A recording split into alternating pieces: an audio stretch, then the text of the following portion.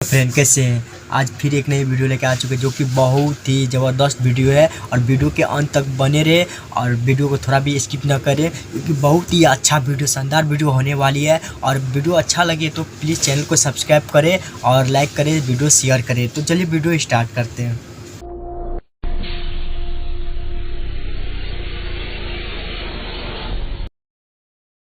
तो का हाल बा भाई लोग?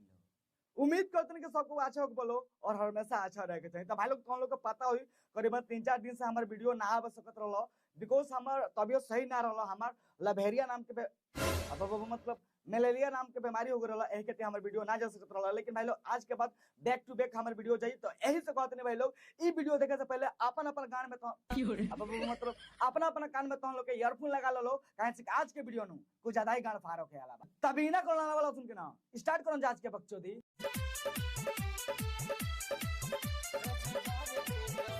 ए भाऊजी ज्यादा खजुआतावे ना तार खजुआत तो कहो हमरा से तार बहुत तो लनावा लगा के ओइसन खजुआई नु को अगिला छिला जाई दोबारा ना कहबू का के खजुआ द अरे सारे आन हाई भाऊजी कौन एंगल से तोरा के ताजा लागत यारे सारा बूढ़ छछूनर कोनो सरवा ई भाऊजी के देखी तो कहि के 4-5 हाली मरवे सुपर सुपर बहुत ही अच्छा एक्ट करता लेकिन एक बेरी आ जा एक बार आ एकर मतलब कि तू भौजी के तेल भाई थोड़ा उतना भी खोल के मत बोला करो। पटाओ मत नया साल बा सब तरह कोनो 2 इंच बढ़ावत अपन कोनो जंतर या कोनो को पटावता तू हो पटाओ आ पटा के तेल बचत भौजी के ए मोए कमजी अपना रोजगार दे दो। लड़की रोजगार देती है हमारा के रोजगार ये भौजी के झांक छिलबो ना पर जान लियो ना तरबा भौजी के जोगार कौन काम करे उहे में काम लोग बतावे के भौजी का हौसला पे झांक छिलो और कौन काम करे सर भौजी के जोगार पर काम मांगो अब हम लगा इसका बहुत नहीं पार्ट टाइम 500 का पे कर काम धाम के हम हम कब कह देनी है कि तू गाना मारा हम तो ये कह सकते तू काम कर सकता है लागल पियास बापिया तो न पानी पीबो ए भौजी तनी मूत के गिलास दे तो सारावा के पी ले सार के लागत है हाथ गोरने के हित विकलांग बाड़न सार पानी आन के दहित के सार बाबा सिर के मरीज भाग सारे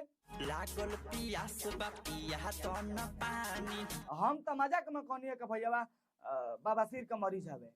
देत काहे को करा के अरे भाई लोग पानी के बात कहते नहीं मतलब तुम लोग को उल्टा कुछ मत समझिए लो। अच्छा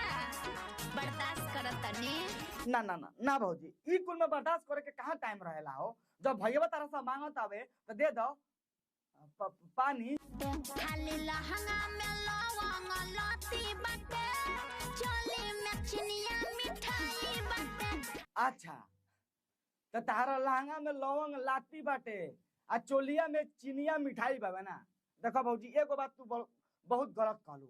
तार लहंगा में लती बावे हमारा पाता बावे लेकिन लवंग कहाँ बावे हाँ लती हो सकता है कहीं से झाट जब बढ़ जाला नू तू सब लतिये से लपटा जाला वो हमारा पाता बावे लेकिन लवंग कहाँ बावे ओकरा में तो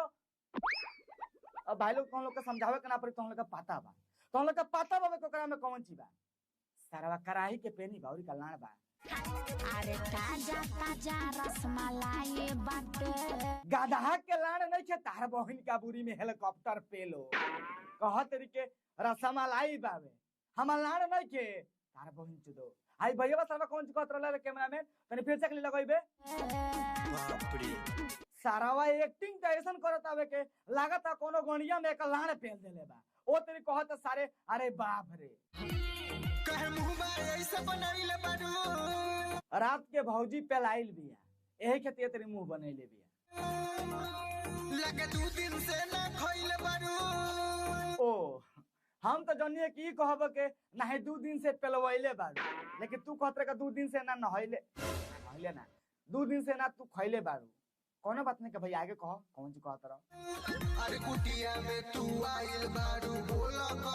कैसा लगा वीडियो आप लोग को। वीडियो बहुत ही अच्छा था, बहुत ही ज़बरदस्त इसमें एक्ट किया है, बहुत ही अच्छा लगा। आप लोग को कैसा लगा कमेंट ज़रूर करना और